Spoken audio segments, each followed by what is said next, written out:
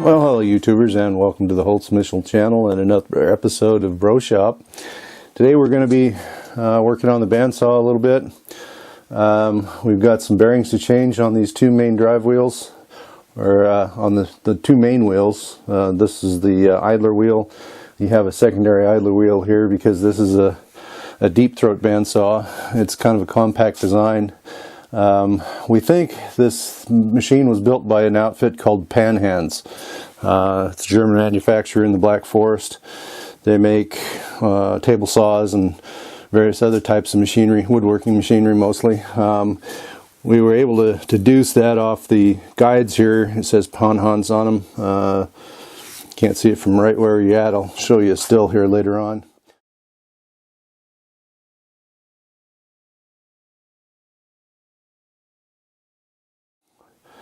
So we think it's a Panhands machine. They still make a deep throat variation of this machine, only the frame is welded instead of a large cast C-frame like what you saw in the previous videos. But anyway, today we're going to be putting in the bearings in the main drive shaft down below, and then of course this idler wheel up here. We're going to put some bearings in that as well. These are not the type of spindle bearings I would have expected in this machine. They're just an open ball bearing. They're a, let's see, this is a SKF 6204, just a small regular ball bearing. And so we'll show you guys the procedure and how to pack a bearing properly. You know, there's a million ways to skin a cat, and this is just going to be one of them. Pretty much everybody, you know, does it similarly.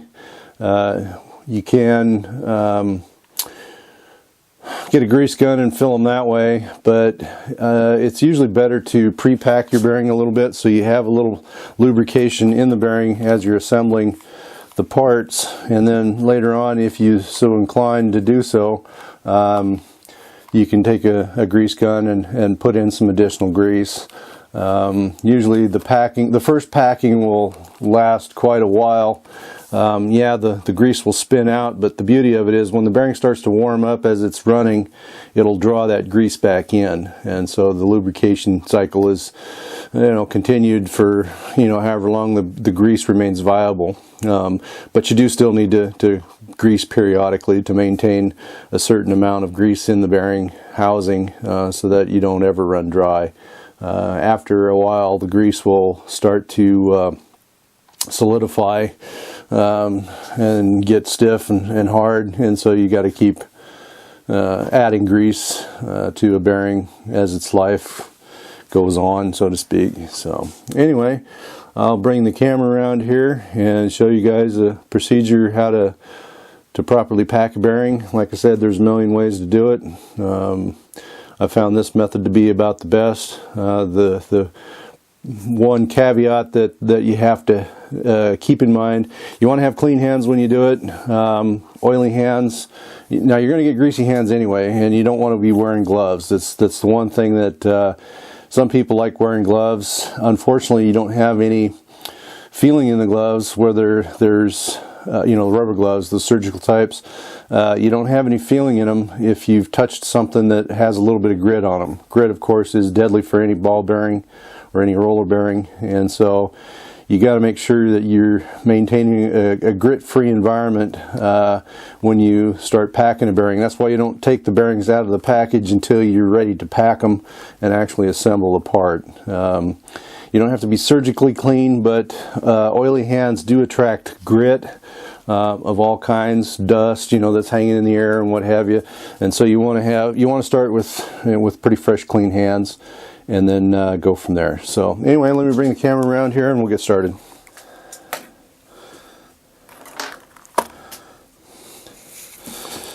So you want to start off with, you know, a good clean work surface. We're going to be working on the table of the bandsaw today. It's been cleaned up. You know, you can see the table's nice and shiny, but to protect it from any grease that might get away from us, we're going to go ahead and put a towel down, a nice clean one, an old raggy towel, and then start packing our bearing on top of that as to, you know, minimize the mess. So, because this can get quite messy. Let me put my reading glasses on here so I can see what in the hell I'm doing. So, here we have our bearing. As you can see, an open face bearing. Some bearings have the cage protected on one side. That's usually the side that goes to the outside of a part of a machine, or you know, chainsaws, for example. Their main bearings have a similar situation, but they have one side where the bearing is caged or closed off, and that's the side that goes towards the outside of the case of the saw. I'll probably get into that at some other point in time later on for those of you out there interested in that kind of thing. But other than that, these type of bearings are fairly simple. They're fairly cheap. This one was made in Italy, SKF, which is a Swedish conglomerate that also has factories all over the world. Even if you are buying bearings, don't buy anything from China. You can tell by there's no sound to this. It's actually, you know, just silky smooth. And so here we got our all-purpose grease from Fuchs. Reynolds MP. This is an all-purpose grease. You can get it just about anywhere in Europe. It's a clear grease. Now, there are different types of grease. In the States, you have that red grease from Chevron. That's usually a pretty damn good grease. It's a good high-pressure all-round grease. I like it the best. This stuff, it looks like a white lithium grease, but it's actually not. It's actually a clear grease. Now, one thing you definitely don't want to do, if you start out using a lithium-based grease, i.e. white grease, stick with it. Don't ever change. If you add clear grease to it, it's going to solidify and your bearing is going to burn up in short order. So whatever grease you start start your new bearing off with, that's the grease you got to maintain, and make sure you don't mix them up. Now, this one's been obviously opened before. Let me grab something to get this little ick and putty out of here. Again, you want to maintain a clean environment. The grease has to be clean. My hands are nice and clean. They're not surgically clean, but they're clean enough I can stick them in my craw and not have to worry about any kind of boogers and what have you. So then all you do is you just reach in there, you just take a fingertip full like you're going to eat a little bit of peanut butter. Just roll it in your hand like this, and then take your bearing and start pressing the grease in just like that. Just rotate it around, and then you'll see grease coming through, and that's when you know you've got plenty of grease in the bearing. So really there's not much to it. You just got to make sure you get some in the race so that the balls have some lubrication as they rotate around. Like I say, it can get quite messy if you let it get away from you. So again, cleanliness is next to godliness, so you want to maintain a nice clean work area. And so now our bearing is ready to be put in. So we're going to clean it up just a little bit on the outside so it's not so like a greased pig and trying to get away from us. So it doesn't take much. You know, depending on the size of the bearing, you may have to, you know, replenish the grease on your palm in order to keep on going. And so we'll just clean this up a little bit. You don't want to wipe off the outside too terribly much, because you need a little bit of that Wiener Schleider to help the bearing go into the housing. And same thing on the inside, so it slips onto the shaft. So now we'll do the second bearing. Again, same procedure. If I could only see what I was doing here.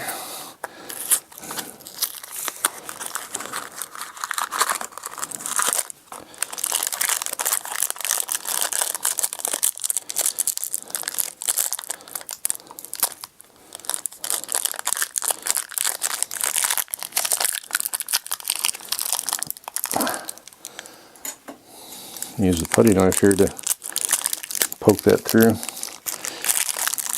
See, once you got a little bit of grease on your hands, it's hard to get a hold of these things. Now these things come pre-lubed with a little bit of oil, which is great, but again, they do need that little bit of grease that you got to have. So we're not going to take quite as much as we had last time. No, that's not quite enough.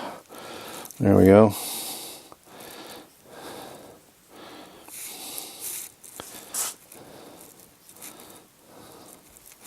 Yeah, we'll still need a little more. There we go. Always check the back side so you know where you're going with it. And then just work it in until it starts coming through.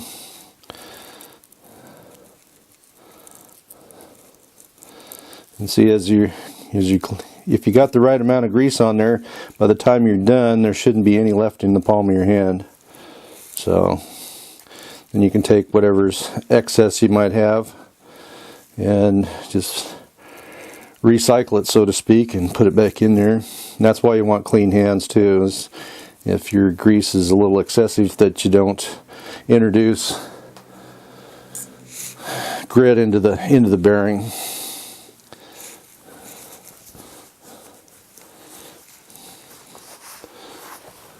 So now, as you notice, the bearing doesn't spin freely anymore, but that's okay. That's why it's a greased bearing. It's not supposed to spin, you know, like it does when it first comes out of the box. That comes with time. That grease will stay in there to lubricate the bearing for the life of it. So now we're ready to put on our shaft and put the whole thing back together. So now we're going to get the old ick and putty out of here.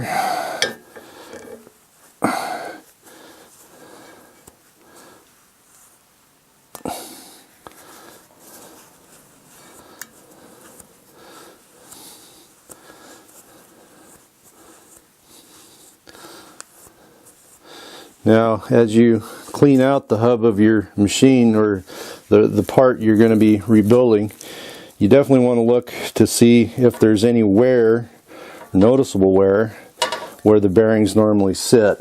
Now, you can't see that quite from where you're at there. Let me bring it in close to the camera.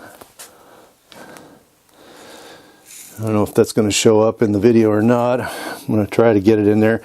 But you can see a little bit of a line in there where the old bearings ran. Now, if the bearing had seized and spun, you would definitely notice some wear where the bearing had ate into that housing. Fortunately for this, there's no such wear that's visible, and so we can go ahead and clean up our shaft and put it together. Again, same thing here. Now, if you notice, there's a little hole here for the grease zerk. The grease zerk goes over here.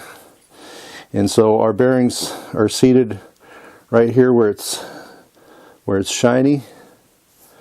And so you got to make sure that there's no wear in those as well. And these look pretty nice and clean. So we'll just go ahead and take off the goop where the seals run. The seals looked okay, so we didn't really need any new seals. So we're going to just go ahead and chunk this thing back together. Now, when you put on the seals, you definitely want to put a little bit of grease on the running surface of the seal, so that way it's lubricated as well.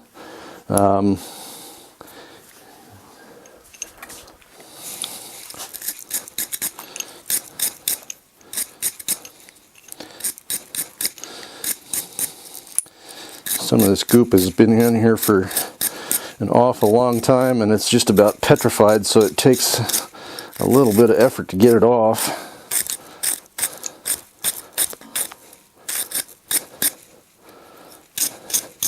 One thing you don't want to do with a part like this is take it to a wire wheel.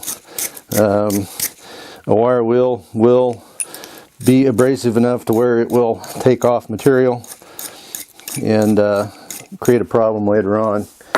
Some people do it and claim, oh, I've fared pretty well. My recommendation is don't do it. So, now here's our center spacer. It's full of ick and putty as well. And it has a hole here in the middle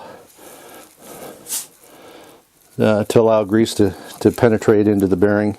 And then it also has inside, I'll show you that here in a second, a groove that allows the grease to exit this little hole here.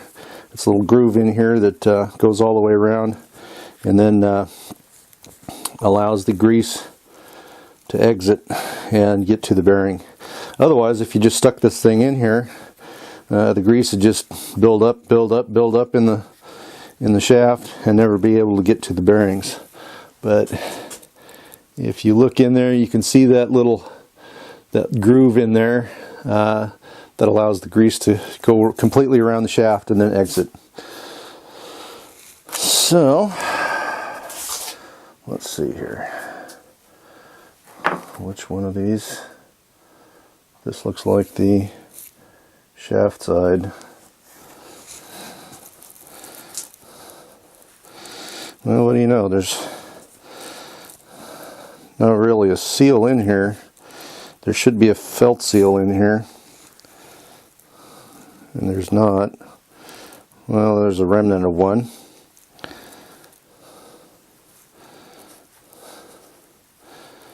Now, somebody had over-torqued this at one time, so there's a little damage here to this cap. You can see that's been crushed, and so we're going to have to rotate this a little bit. We can still run this as it is. It would be best to make a new part and put it on there, but unfortunately the lathe that I work with at work is out of commission until we get the new clutch in, and so I don't have the opportunity to make a new part for this, so we'll just go ahead and reuse this one for the time being.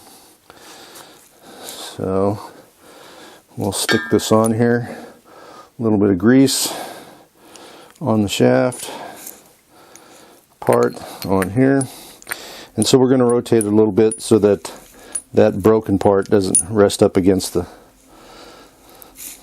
shoulder bearing.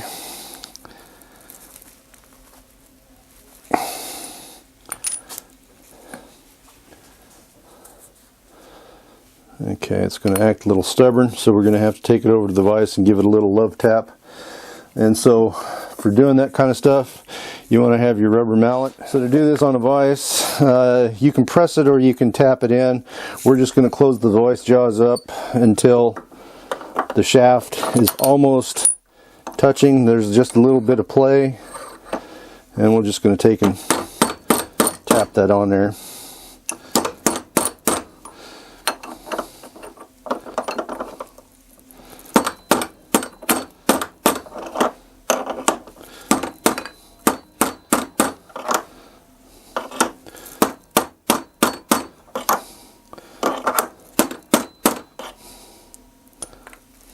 Okay, we're just about seated.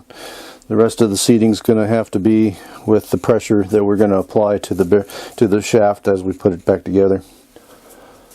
So now it's time for our ring. It usually doesn't hurt to align the holes and keep them kind of maintained on the same plane, so to speak, or on the same level, and then that way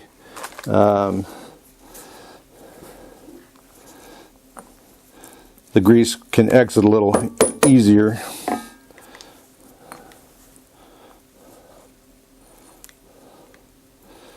Okay, still not quite seated. Okay, now we got the bearing started. Okay, we're going to have to go back to the vise. Yeah, it's just a rinse and repeat. And stick me in through the other side. And just commence to put this thing together like so. We got a little bit of a guide here.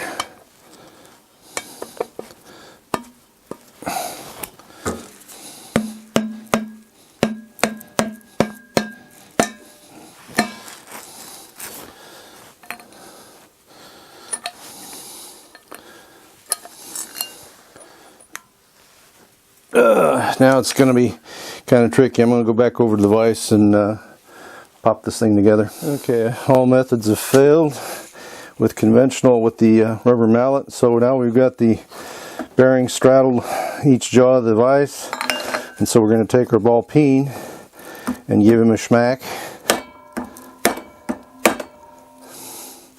with a piece of wood.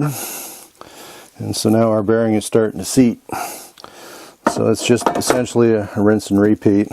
Now you don't want to keep hitting it in the same spot all the time. You got to move around a little bit so that the bearing doesn't go in all cattywampus.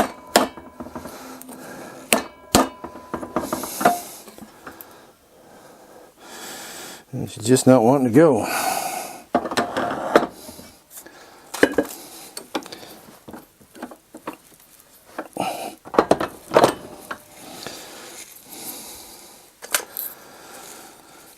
So let's try it this way. Ta-da! See? Where there's a will, there's a way.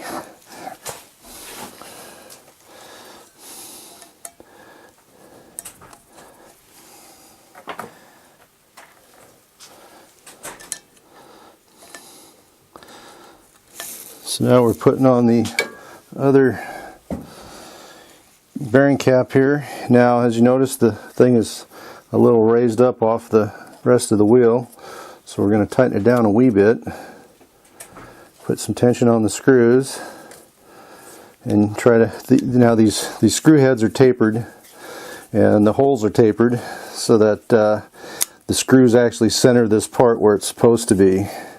And so we're going to put a little tension on here. Technically you could pull this down with the screws, but because we don't want to strip the threads and possibly damage the part, we're just going to go over to the vise and give this ring here a smack and get it to seat the bearings completely. Take a block of wood again.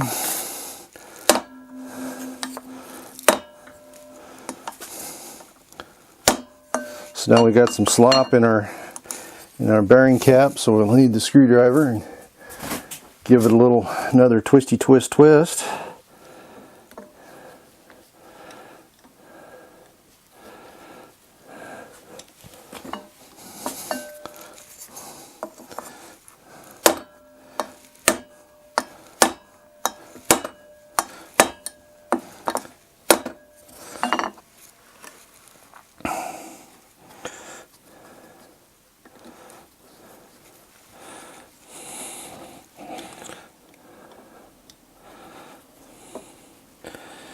So we got the part started in there quite nicely into the hole.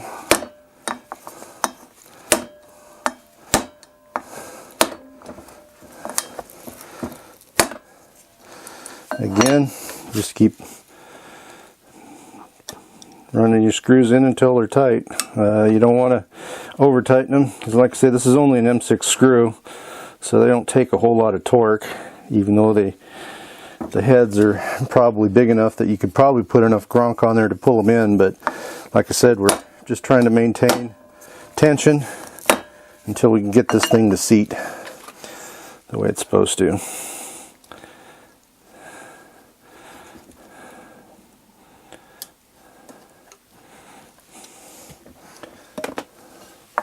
I think we're just about there. Give it one more smack.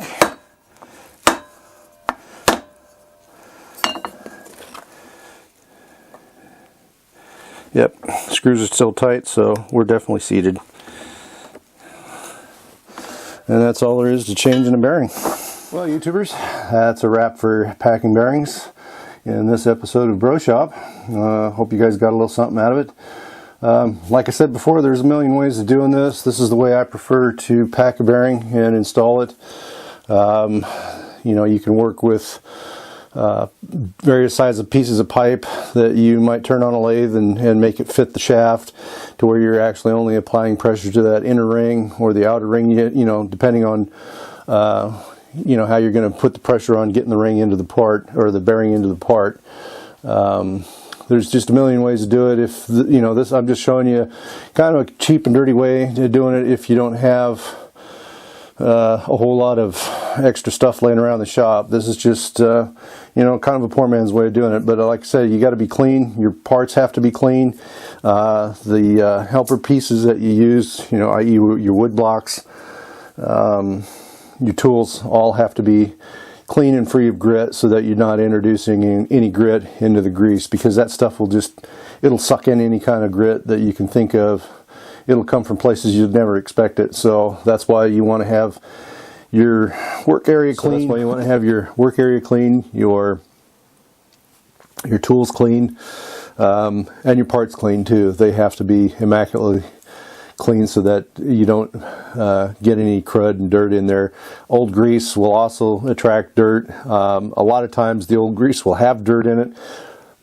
Oftentimes that's the reason that the part failed to start with, or the bearing failed to start with, is that there was grit in the old grease, you know, or the grease just broke down over time and the bearing went into self-destruct mode. That's another common cause of bearing failure. But anyway, we're not going to go into that today in any detail. So anyway, if you have any further thoughts, comments, suggestions, critiques, any additional information to the monologue, by all means, put them down in the comment section below. You know, there's a million ways of doing this. In the discombobulating the lathe episode, one of the fellers chimed in. Great job. So I do appreciate any supplemental information to the monologue that folks might have. And so if you have any thoughts, by all means, you know, share them with everybody else. I mean, I do read the comments. I read them all. And if there's, you know, if I feel it's necessary to answer that comment, I certainly will. If not, I'll just give it a thumbs up, and that way you know you've had your comment read. And you know, sometimes there's just no reply necessary, but that doesn't mean that I don't appreciate what you've said or what you've added to the monologue. So anyway, with that, hope you guys got something out of it, and hope to see you guys all again soon in the coming episodes of Broshop. We'll get into the final assembly of this machine later on. Once I get the motor all overhauled and done, that'll probably be one of the next episodes. I got to check out the bearings and see how they are. They seem to be a little growly. So I don't know if the motor itself, or if the windings, if it needs to be rewound, or if the bearings are just shot, or there's something else going on in the on-off switch. Who knows? We'll have to just kind of play it by ear and see. But I haven't even begun to monkey with the motor yet, other than just blowing it out and getting the crud out of it. So anyway, we'll see you guys all in the next episode of Broshop.